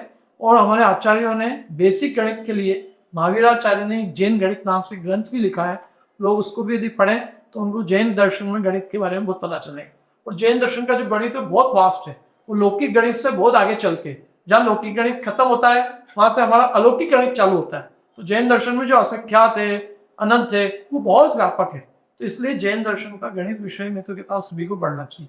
It is so amazing actually. मतलब जो करंट बच्चे हैं, जनरेशन है, उनको यदि विश्वास दिलाना है धर्म के लिए तो नंबर तो वो गणित पढ़ा दो उनको। हम 7वीं 8वीं 9वीं के बच्चों को पढ़ाते हैं, हमारे जो सेशंस लगते हैं तो उनको पढ़ा देते हैं, they get mesmerized by it. मतलब जैसे आप इंग्लिश में यूज़ करते हो काउंटेबल, अनकाउंटेबल एंड इन्फिनिटी, अब आप उसको डिफाइन करोगे, इसको डिफाइन कैसे करोगे? What would you call countable, uncountable, infinity? Countable समझ में आता है, इन्फिनिटी समझ में आता है, अनकाउंटेबल बीच में कहाँ से आ गया? क्योंकि मैथ्स तो काउंटेबल ही है। तो वो चीज़ें यहाँ हमारे यहाँ सेम वे में संख्यात, असंख्यात, अनंत, ये 3 वर्ड्स यूज़ करते हैं, उसे डिफाइन करते हैं, what is called countable, uncountable and infinity. और फिर उसको कैलकुलेट करना, अनंत हैं चीज़ें, ख़त्म नहीं होती, उसमें भी कम ज़्यादा करना, कोई कम अनंत है, कोई ज़्यादा अनंत है, कैलकुलेशन करना। एक 46 डिजिट का नंबर है, एक नंबर लिखा, आप उसे प्रोनाउंस कैसे करोगे, बोलोगे कैसे? 46 डिजिट का नंबर है। जैसे 7 डिजिट का नंबर होता है, 8 डिजिट का आप बोलोगे 1 करोड़ है, 10 डिजिट का नंबर है आप बोलोगे 10 अरब है, ठीक है। अब लेकिन आपके पास 46 डिजिट का नंबर है, आप कैसे उसे प्रोनाउंस कैसे करोगे? तो वो सिखाया जाता है उसमें कि कैसे प्रोनाउंस होता है, उसका यूजेज सिनेरियो भी क्या है। हम एक बार पढ़ा रहे थे मैथ्स को, तो वो टीचर थे, मैथ्स के टीचर थे, 60 ईयर्स ओल्ड, तो उन्होंने खड़े होकर बोला कि हमने आज तक अपनी लाइफ में ना पढ़ाया है ना सुना है ऐसा कि ऐसा कुछ हो भी सकता है, जबकि वो मैथ्स ही पढ़ाते हैं। इट इज़ इन शॉर्ट कहने का मतलब कि मैथ्स जैन धर्म का बहुत ही गजब का है, सबको पढ़ना चाहिए, जितना जल्दी हो जाए उतना पढ़ लेना चाहिए, उसको विश्वास बन जाएगा कि जैन धर्म में कितना सच लिखा हुआ है। हमने आपसे बहुत सारी बातें करी, आपने हमें बताया पैसे रहते हैं, बहुत कम चीज़ें यूज़ करते हैं, हमें वो चीज़ देखनी है कि आपने कहा राख से नहाते हैं, बर्तन उस पर धोते हैं, तो क्या हम हमें दिखा सकते हैं कि आपका पानी भी, हमने सुना कि आप वाटर हार्वेस्ट करते हैं, जो कि आज के ज़माने में मेरे हिसाब से कोई नहीं कर रहा होगा अभी। तो हमें आपका पूरा एक दिनचर्या देखना है कि आपका स्टार्ट कैसे होता है, आप क्या क्या चीज़ें यूज़ करते हैं, कैसे यूज़ करते हैं। आपका स्वागत है। वैसे मैं आपको संक्षेप में बताऊं कि हमें जो जीवन में जो अति आवश्यक हो, हम केवल उसको अपने घर में खरीद के लाते हैं। जिसकी चीज़ की हमको ज़रूरत ही नहीं है और जिसके बिना हम रह सकते हैं, उसको खरीदने की या उसका स्टोर करने की कोई ज़रूरत नहीं। हमारे यहाँ घर में आपको एक सुई भी एक्स्ट्रा नहीं मिलेगी, क्योंकि जिसकी चीज़ की आपको ज़रूरत नहीं, हम क्यों लेके आए? अच्छा, जब हमारे पास में एक्स्ट्रा चीज़ें होती है तो हमें उनकी केयर करनी पड़ती है, हमें उनको संभालना पड़ता है और उसमें हमारा टाइम भी जाता है।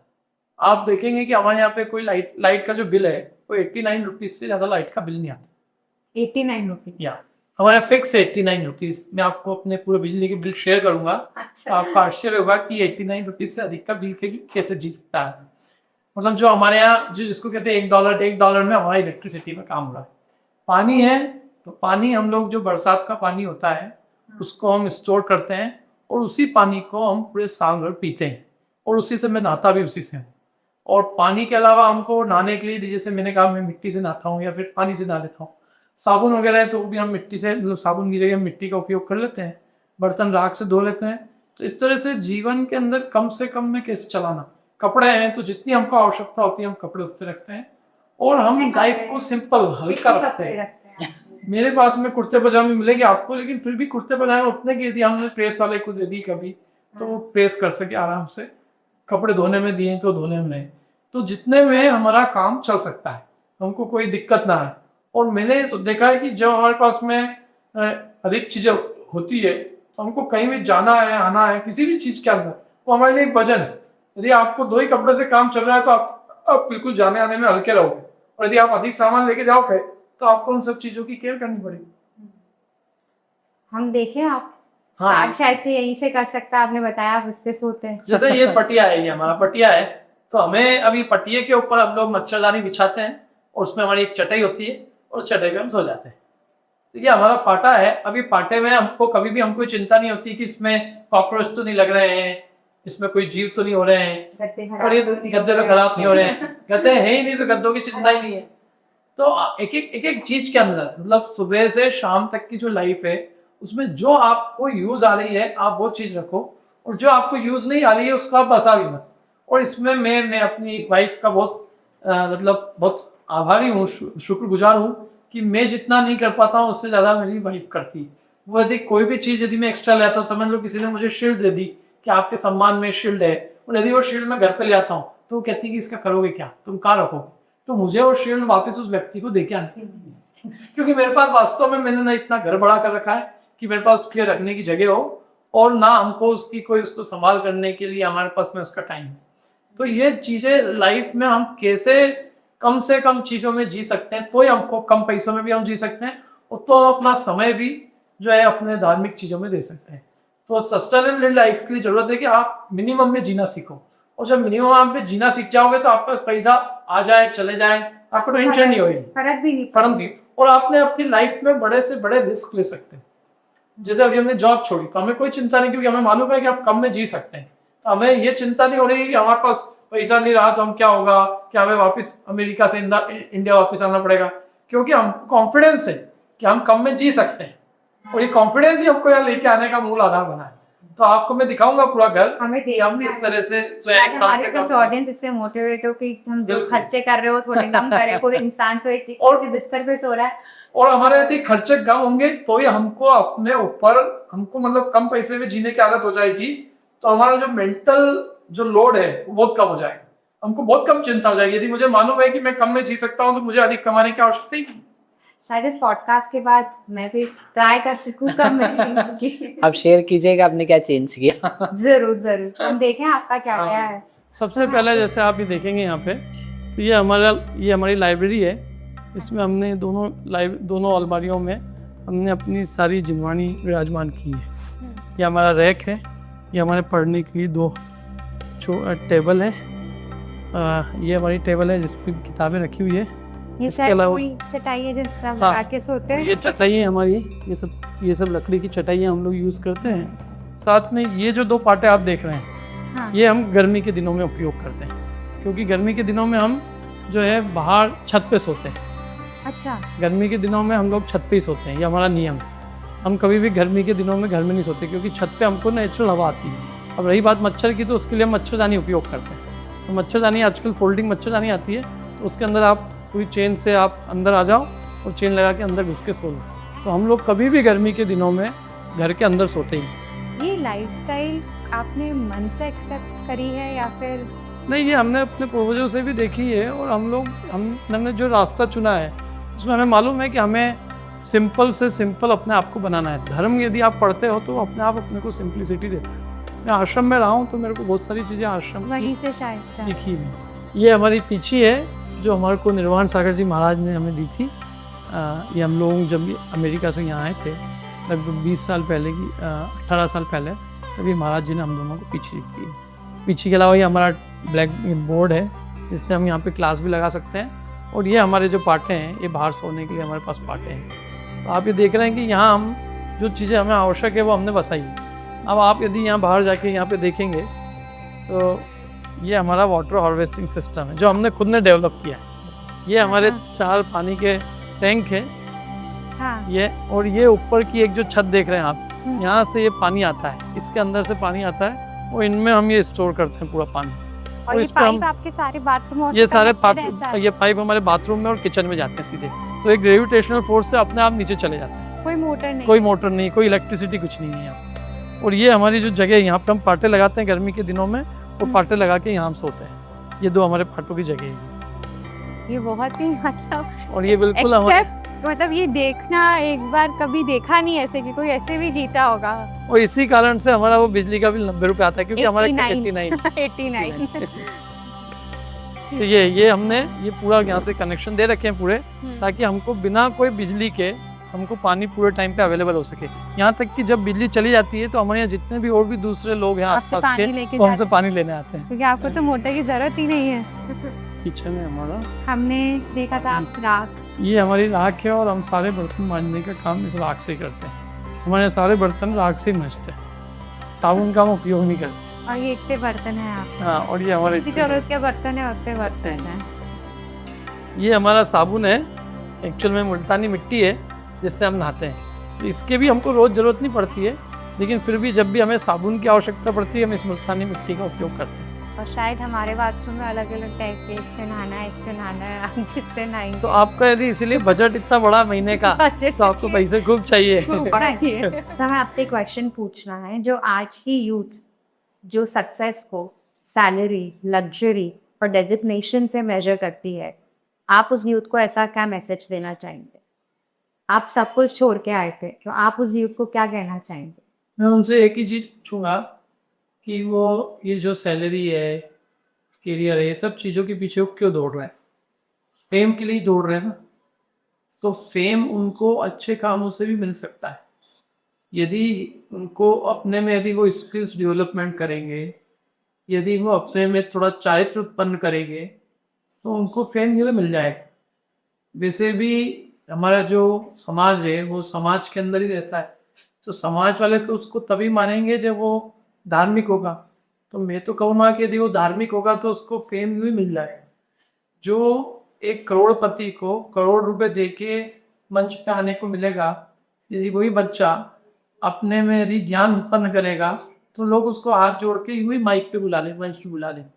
इसलिए बच्चों को मैं यही कहूँगा कि वे अपने में स्किल्स डेवलप करें। स्किल्स मतलब धार्मिक चीज़ें यदि वे अपने में उत्पन्न करेंगे, यदि उनका जीवन किसी को प्रेरणादायक रहेगा तो उसके लिए उनको पैसे की जरूरत नहीं पड़ेगी। लोग उनको उनके धार्मिक ज्ञान से जाने, उनके चारित्र से जाने, तो उनको अपने आप उसका फेम मिल जाएगा और इसके साथ में उनका जीवन भी बहुत शांत रहेगा। वैसे भी हम करोड़ों रुपए जोड़ के आखिर समाज में ही प्रतिष्ठा चाहते हैं ना, लेकिन समाज वाले तो आपको धार्मिक रूप से ही जब बड़े होंगे तो आपको मानेंगे। तो आप सीधा सीधा रास्ता क्यों नहीं अपनाते हो कि मैं मतलब खूब पैसे कमाऊंगा, फिर समाज में बोली दूंगा और फिर बड़ा बनूंगा? आप पहले ही धार्मिक बन जाओ। धार्मिक बनने की आप थोड़ा अपने आप को मोक्ष मार्ग में रखो। तो ये मेरा कहना है। और बच्चों को थोड़ी मेहनत करना सीखनी होगी। हमारे युवाओं को मैं एक बात कहूँगा कि उन्हें बहुत मेहनत की आवश्यकता है। मतलब उन्हें केवल लौकिक कैरियर के लिए नहीं, उन्हें अपने जीवन के लिए भी सोचना चाहिए। और जीवन के सोचने के लिए उन्हें थोड़े धार्मिक ग्रंथ पढ़ना चाहिए। तो धर्म के ग्रंथ पढ़ने के लिए टाइम निकालें और मोबाइल वगैरह से दूर रहकर चीज़ों को डेवलप करना, इन्वेंट करना सीखें। हम मोबाइल के उपभोक्ता बन गए, लेकिन अब कभी ये नहीं सोचते कि हम खुद इन चीज़ों का कैसे इन्वेंशन करें। तो बच्चे यदि इन्वेंशन की लाइफ में, इनोवेशन की लाइफ में सोचेंगे और हर चीज़ में यदि वही सोचेंगे कि हम समाज को क्या दे सकते हैं, तो वो शायद सैलरी और ये जो छोटी छोटी चीज़ें हैं, करियर वगैरह, इसको इससे दूर हट के थोड़ा अपने बारे में सोच सकेंगे और समाज को भी दे सकेंगे। जो बच्चे बाहर पढ़ना जाना चाहते हैं, आप उनके लिए क्या मैसेज देंगे, जाएं या ना जाएं? मेरे से कोई पूछने आता है ना तो मैं बहुत ओपन रहता हूँ बोलने के लिए कि जा सकते हो, जाने में कुछ बुराई नहीं है। मैं भी गया था, क्योंकि अगर मैं उसे मना ही करूँ ना अपफ्रंट, तो मुझसे ये पूछता है कि आप तो खुद तो गए थे। बच्चे तो क्विकली क्यों क्या करते हैं, Answer रिकाउंटर करते हैं। तो और मुझे ऐसा कुछ वो भी नहीं है कि उसे नहीं ही जाना चाहिए। इट डिपेंड्स तुम्हें चाहिए क्या। जो मेरा विज़न है कि भाई वहाँ जाओगे तो तुम्हें सीखने को मिलेगा, एक नया एक्सपीरियंस भी होगा, लेकिन आपका पर्पस क्या जाने के लिए। और यदि तुम्हें धर्म की वैल्यूज़ है, वहाँ पर धर्म की वैल्यूज़ उतनी नहीं मिल पाएगी जितना यहाँ मिल पाती है। और यहाँ पेरेंट्स हैं, वहाँ पर नहीं है, यहाँ पर आपका भारत देश है, वहाँ पर नहीं है संस्कृति। तो वो चीज़ें आप इवैल्यूएट करो। और मानस क्या है, मेरा मानस जैसे था कि मुझे वापस लौट के आना ही है। तुम आ जाओगे तो तुम वहाँ रह जाओगे, क्योंकि कुछ ऐसा स्ट्रॉन्ग होल्ड नहीं है। वहाँ जा कर के लर्निंग्स खूब ही सारी है, लेकिन जो एक स्पिरिचुअल प्रोग्रेस है वो उस टाइप की नहीं है। तो it depends on your life, आपका विज़न क्या है, आप क्या देना चाहते हो। इसलिए जा भी सकते हो, नहीं भी जा सकते हो। बच्चे सुन करके खुद अपना निर्णय बना लेते हैं, कोई जाता है उसमें से, कोई नहीं भी जाता है। लेकिन जाओगे तब भी तुम्हारा हित हो सकता है। वहाँ यहाँ रह करके भी शायद तुम इतना अच्छा ना कर पाओ। वहाँ जा कर के भी, जैसे भैया थे हमारे या मैं भी था, वहाँ जाके मैंने इतनी सारी चीज़ें सीखी, लर्न करी, पढ़ी, जो मैंने यहाँ पर रह कर नहीं पढ़ पाई थी उस एज में। अगर मैं यहाँ रहता तो मैं उतना नहीं कर पाता। So I am always grateful that country as well. जब मैं आ रहा था तब भी मैं लिख करके आया। मुझे इस कंट्री से कोई घृणा नहीं कि ये बहुत गंदी खराब है, हम क्यों आ गए। वो अपने आप में एक देश है, उनका अपना कल्चर है, हमने उनसे कुछ सीखा ही, हमने पाया ही, हमने अर्न भी किया वहाँ पर। तो मुझे उसके लिए कृतज्ञता है। और कोई जाना चाहता है तो उसको मैं बता भी देता हूँ क्या अच्छा है, लेकिन बेहतर ये होगा कि तुम वापस लौट के आ जाओ। फिर नहीं भी आ पाते हो, इट इज़ योर चॉइस कि आपको कैसा जीवन जीना है। बेसिकली आप जा क्यों रहे क्लियर करो, दैट इज़ माई मैसेज कि तुम्हें जा। I can not decide it for you, I can not give a guideline कि ये ऐसा ही करो तुम, वो आपको डिसाइड करना। I can give you pros and cons about it. अगर जैन आपके हिसाब से इसका मतलब ये रहा कि अगर जैन फिलॉसफी को इंसान फॉलो नहीं कर रहा तो वो खुश नहीं रह सकता। बेसिकली खुशी कहाँ से आती है? सबसे पहले आदमी ये सोचे कि खुशी का कारण क्या है। खुशी हमारी सोच से आती है, हमारे विचारों से आती है। और जैन दर्शन जो है वो हमारे को अपने अंतरंग के विचारों से सुखी होने का उपाय बताता है। सुख का आधार तो आत्मा स्वयं है ना। सुख कहाँ से आ रहा है? आज सुख है, ज्ञान है, वो वस्तु में से आ रहा है कि मेरे अंदर में से आ रहा है? आप कोई भी चीज को भोगते हो तो सुख की कल्पना कौन करता है? वो वस्तु कराती है आपको कि आप खुद करते हो? सुख दुख की कल्पना जीव में है। जीव है ना सुख दुख का कारण। तो जैन दर्शन के जो प्रिंसिपल है वो हमारे को दुख से बचाने का ही उपाय है, क्योंकि जैन दर्शन में और कुछ है ही नहीं। जैन दर्शन मतलब कि सुखी होने का उपाय। जैन धर्म का यदि कोई एक नाम मैं दूंगा तो मैं कहूँगा कि सुखी होने के उपाय का नाम ही जैन धर्म। तो इसलिए जैन धर्म के बिना कोई कैसे सुखी होगा? क्योंकि जैन धर्म के बिना तो व्यक्ति जैसे तिरंचु जैसी जिंदगी होती है कि वो इन वस्तुओं का गुलाम होता है। वो यही मानता है कि मेरे पास जितनी अधिक चीज़ें होगी मैं सुखी होऊंगा, तो चीज़ों के लिए दौड़ता रहेगा। और चीज़ें तो अनंत है, जब तक अनंत वस्तुएं नहीं मिलेगी तब तक वो दौड़ते ही रहेगा। और अनंत वस्तुएं मिलना उसके लिए असंभव सा है। तो व्यक्ति सुखी बिना जैन धर्म को अपनाए, बिना संतोष को अपनाए सुखी होगा कैसे? इसलिए जैन धर्म के अलावा मुझे नहीं लगता है कि इस संसार में और कोई सुखी होने का उपाय है। फिलोसॉफी नहीं है ना लाइफ में। आपने कहा जैन फिलोसॉफी, फिलोसॉफी की जरूरत है, सोच की जरूरत है हर किसी को। तो आज आज के यूथ कैसे सही है?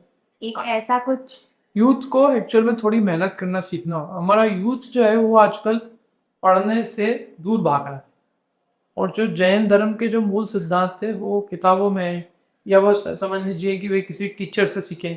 क्योंकि कई चीज़ें जो हम बुक्स पे नहीं पढ़ पाते हैं वो किसी से सुन के समझ लेते हैं।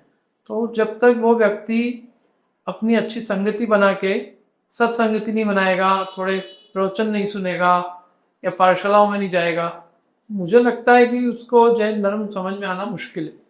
और हमारा जो बच्चा है आज का वो थोड़ा सा पाठशालाओं से दूर है। हमारे यहाँ जो यूथ है वो धर्म से जो आज दूर हो रहा है उसका कारण यही है कि उसको पाठशाला की शिक्षा ही नहीं मिल रही। माँ बाप को ही नहीं मालूम है कि धर्म क्या है, तो बच्चों को धर्म कैसे देंगे? तो इसलिए ये जो कनेक्शन जो जो मिसिंग हो रहा है कि बच्चों में जो धार्मिक शिक्षा की जो महती कमी हो रही है उसको हमको पुनर्जीवित करना चाहिए। और हर एक घर घर में एक पाठशाला चालू कर दीजिए। आपके हिसाब से आपके अगले 10 साल में क्या चेंजेस आ जाएंगे? आप क्या चेंज ले आए?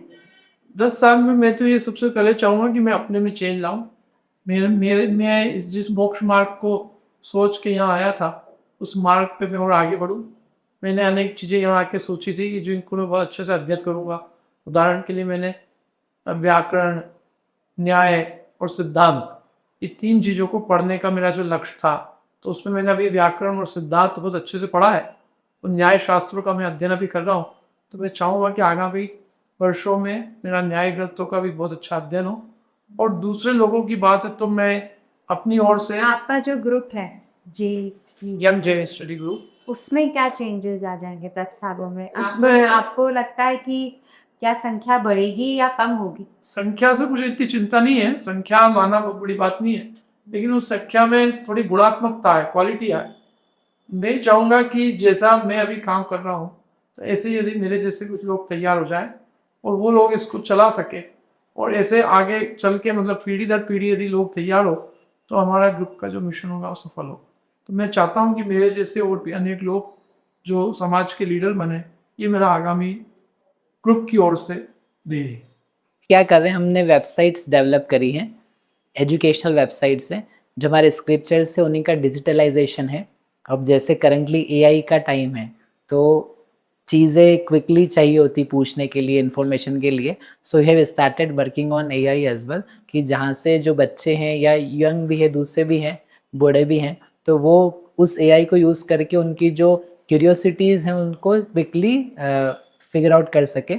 उसके अलावा बच्चे या बड़े मोबाइल्स में भी लगे हुए हैं, तो एजुकेशन के लिए गेम्स बनाए जाते हैं। वो गेम कैसे एंटरटेनिंग हो सकता है प्लस लर्निंग वाला हो सकता है। उसके लिए पहले हमने केवीडेज बनाया था, उसके 50K प्लस डाउनलोड्स हैं। उसके अलावा जेन 5 बनाया, अभी करंट में आगा मार्केट बनाया। ऐसे करके हम उस पर काम करते हैं। तो हमारा मिशन ये रहता है कि यदि हम मोबाइल छुड़ा नहीं पा रहे हैं तो एटलीस्ट ऐसी चीज़ें दे दें जिससे वो उसको लेकर के यूज़ कर पाए। और वेबसाइट्स में जो चीज़ें हिंदी के अलावा इंग्लिश में उसकी भाषा में आए, जो उसको समझ में आ पाए, तो वह एआई के माध्यम से चीज़ों को लर्न कर पाए। अगर आपको हमारा एपिसोड अच्छा लगा है तो प्लीज़ उसको लाइक करें, सब्सक्राइब करें और शेयर करें।